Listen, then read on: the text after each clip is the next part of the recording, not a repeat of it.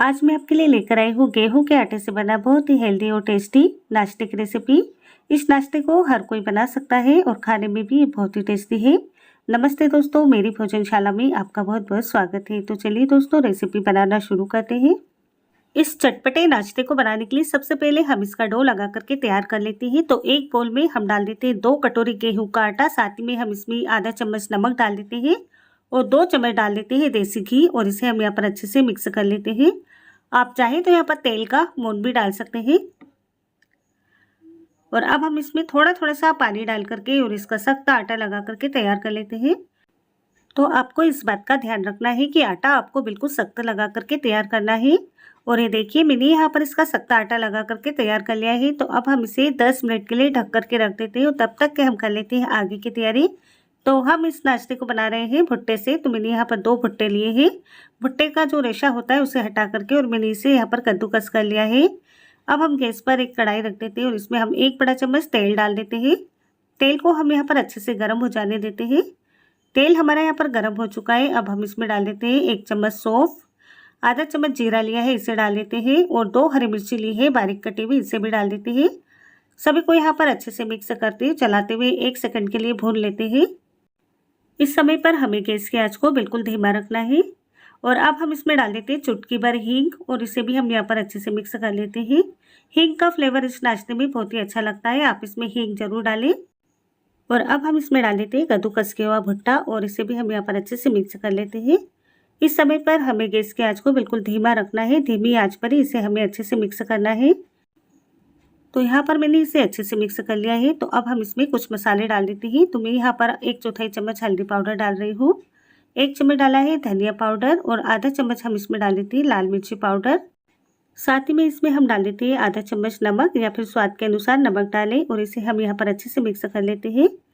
तो इसे हमें ज़्यादा नहीं पकाना है, केवल इसका पानी सूखने तक ही इसे हमें 3 से 4 मिनट के लिए पकाना है। और ये देखिए, यहाँ पर 3 से 4 मिनट में इसका सारा पानी सूख चुका है। तो अब हम यहाँ पर कर देते हैं गैस को बंद और अब हम इसमें डाल देते हैं हरा धनिया पत्ती। साथ ही में हम इसमें एक बारीक कटा हुआ छोटा प्याज डाल देते हैं और इसे हम यहाँ पर अच्छे से मिक्स कर लेते हैं। और यदि आप प्याज नहीं खाते हैं तो आप इसे स्किप कर सकते हैं। तो अब हम इसे यहाँ पर एक बोल में डाल देते हैं और इसे हम यहाँ पर थोड़ा सा ठंडा हो जाने देते हैं। और इतनी देर में हमारा यहाँ पर आटा भी सेट हो चुका है। तो हम आटे को मसल करके एक बार अच्छे से चिकना कर लेते हैं।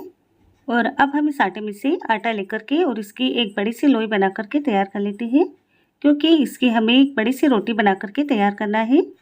आप चाहें तो इसे छोटी रोटी बना करके भी बना सकते हैं, लेकिन उसमें समय थोड़ा सा ज़्यादा लगता है। तो मैंने यहाँ पर इस लोई को सूखे आटे में लपेट करके और इसकी एक बड़ी सी रोटी बना करके तैयार कर ली है। अब हम इसके ऊपर लगा देते हैं टमाटर केचप। टमाटर केचप लगाते समय आपको इस बात का ध्यान रखना है कि पूरी रोटी पर केचप नहीं लगाना है, रोटी की थोड़ी सी आसपास जगह को खाली रखना है। ये देखिए, मैंने यहाँ पर थोड़ी थोड़ी सी जगह को खाली रखते हुए इसके ऊपर केचप लगा दिया है। और अब हमने यहाँ पर जो मसाला तैयार किया है, इस मसाले को इसके ऊपर 2 चम्मच रख देते हैं और इसे चम्मच से इस तरीके से पतला पतला सा फैला देते हैं। तो इस मसाले को हमें बिल्कुल पतला पतला सा फैलाना है, बहुत ज़्यादा मोटा नहीं रखना है। और अब हम इस नाश्ते को शेप दे देते हैं। तो रोटी को हम इस तरीके से बीच में से कट करेंगे और अब हम इसका एक हिस्सा निकाल करके अलग रख देते हैं और पहले हिस्से को हम नाश्ते का शेप दे देते हैं। तो रोटी को इस तरीके से उठा करके और इस तरीके से हम इसे फोल्ड कर देते हैं और वापस से दूसरी तरफ से भी उठा करके इसी तरीके से फोल्ड कर देते हैं। ये देखिए, मैंने यहाँ पर इसे अच्छे से फोल्ड कर दिया है। तो अब हम इसे यहाँ पर अच्छे से दबा देते हैं ताकि ये मसाला इसमें से निकले नहीं।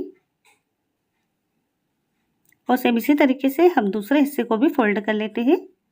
एक तरफ से उठा करके इसे इस तरीके से फोल्ड करेंगे और इसके बाद दूसरी तरफ से भी हम इसे उठा करके इसी तरीके से फोल्ड कर लेते हैं। और ये देखिए, मैंने यहाँ पर इसे अच्छे से फोल्ड कर लिया है। तो अब हम इसे कट कर लेते हैं। तो हम यहाँ पर इस तरीके से छोटे छोटे पीस में कट कर लेते हैं। और ये देखिए, हमारे बहुत ही सुंदर से पॉकेट्स बन करके तैयार है। तो अब हम इसे प्लेट में रख लेते हैं। उसे इसी तरीके से हम सारा नाश्ता बना करके तैयार कर लेंगे। तो यहाँ पर मैंने सारा नाश्ता बना लिया है। तो अब हम इसे फ्राई कर लेते हैं। इसे फ्राई करने से पहले हम एक काम और कर लेते हैं। यहाँ पर एक बर्तन लिया है मैंने, इसमें यहाँ पर डाला है 2 चम्मच बेसन, साथ ही में 2 चम्मच चावल का आटा डाला है, आधा चम्मच नमक डाला है और 1/4 चम्मच हमने यहाँ पर हल्दी पाउडर डाला है। 1 चम्मच सफ़ेद तेल डाले हो, थोड़ा सा मैंने यहाँ पर हरा धनिया पत्ती डाला है। और अब हम इसमें थोड़ा थोड़ा सा पानी डाल करके और इसका एक पतला सा बैटर बना करके तैयार करेंगे। पानी इसमें हमें थोड़ा थोड़ा सा डालना है ताकि इसमें जो लम्स है वो ख़त्म हो जाए। और देखिए यहाँ पर बैटर बन करके तैयार है। तो चलिए अब हम नाश्ते को फ्राई कर लेते हैं। यहाँ पर मैंने तेल को पहले से गर्म रख दिया था और तेल हमारा यहाँ पर अच्छे से गर्म हो चुका है। तो अब हम यहाँ पर एक एक पॉकेट्सों को उठा करके इस घोल में डिप करेंगे और तेल में फ्राई करेंगे। इस समय पर मैंने गैस की आंच को मीडियम किया हुआ है। एक बार का नाश्ता जितना कढ़ाई में आ जाता है उतना हम इसमें डाल देंगे इसी तरीके से। और मीडियम आंच पर इसे हमें 4 से 5 मिनट फ्राई हो जाने के बाद में इसे अलट पलट करते हुए सुनहरी होने तक फ्राई करना है। तो यहाँ पर हमारे 4 से 5 मिनट हो गए, हम इसे एक बार पलट देते हैं। गैस की आंच को हमें मीडियम ही रखना है और इसे अलट पलट करते हुए सुनहरी होने तक फ्राई करना है। तो अब हमारे यहाँ पर 6 से 7 मिनट हो चुके हैं और ये नाश्ता यहाँ पर अच्छे से फ्राई हो गया है। इसका बहुत ही प्यारा सा कलर भी दिखाई दे रहा है। तो सभी को हम निकाल लेते हैं और सेम इसी तरीके से हम सारे नाश्ते को फ्राई कर लेते हैं। मैंने यहाँ पर इस नाश्ते को भुट्टे से बनाया है। आप चाहे तो इसे यहाँ पर आलू से बना सकते हैं या फिर मूंग की दाल से भी इसे आप बना सकते हैं। और ये लीजिए दोस्तों, हमारा ये नाश्ता भी यहाँ पर तैयार हो चुका है। तो इसे भी हम प्लेट में निकाल लेते हैं। तो ये हमारा कुरकुरा और चटपटा नाश्ता बनकर के तैयार है। तो यदि दोस्तों आपको मेरी आज की रेसिपी पसंद आई है तो इस वीडियो को लाइक और शेयर करें। मेरी ऐसी और भी रेसिपी देखने के लिए इस चैनल को सब्सक्राइब करें। सब्सक्राइब करने के बाद में नोटिफिकेशन बेल को ऑन करना बिल्कुल ना भूलें, जिससे कि मेरी आने वाली हर रेसिपी का नोटिफिकेशन आपको सबसे पहले मिले।